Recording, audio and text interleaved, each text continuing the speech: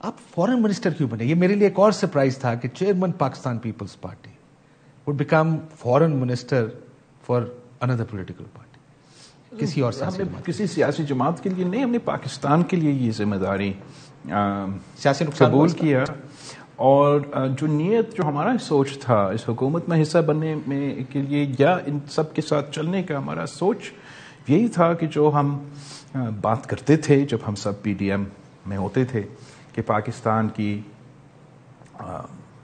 جو fundamental challenges ہے، ایک اکنامک کرائسس ہے، ایک فارن پالیسی میں آئسولیشن ہے، ہمارا جمہوری نظام میں، ہمارا ڈیموکریٹک نظام میں کرائسس ہے، اور ہم ان کرائسیز کو ایڈریس کریں گے.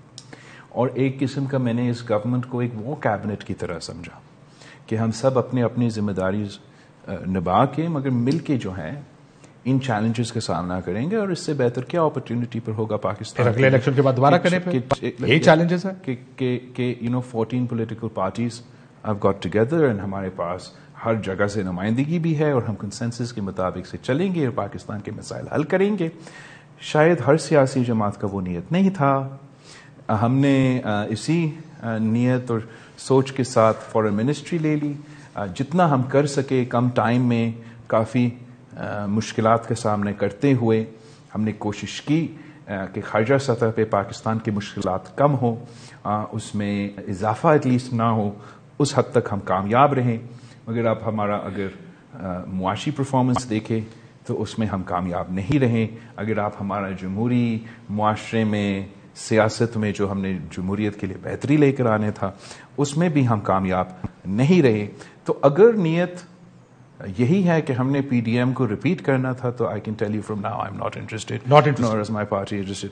اگر زرداری صاحب کا بیان ہے، if I may. But let me just finish this thought, then آپ بالکل زرداری صاحب کا بیان لکھ لیں.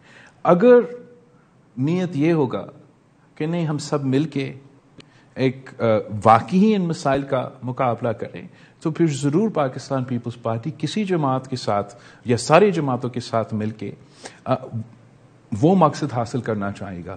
لیکن جو میرا ایکسپیرینس رہا، جو میرا والد صاحب کا ایکسپیرینس رہا پچھلے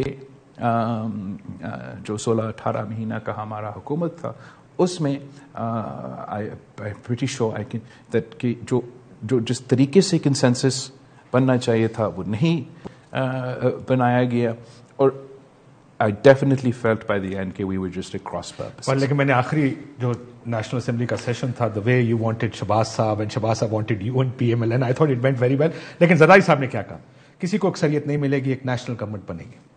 خورشید شاہ صاحب also said کہ میجورٹی کسی کے پاس نہیں ہوگی، حکومت بنی تو سب کو مل کر چلانی پڑے گی.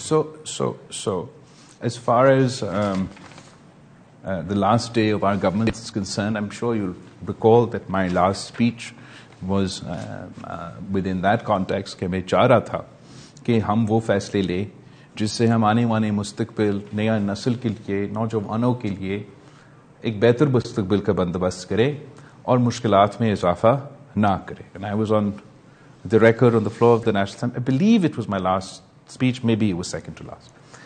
جہاں تک نیشنل گورنمنٹ کا، وہ والد صاحب، شاہ صاحب بالکل درست صحیح کہہ رہے ہیں کہ پاکستان پیپلز پارٹی وہ اونٹ ہے کہ ہم جس طرف بیٹھیں گے وہاں تو حکومت بنے گا.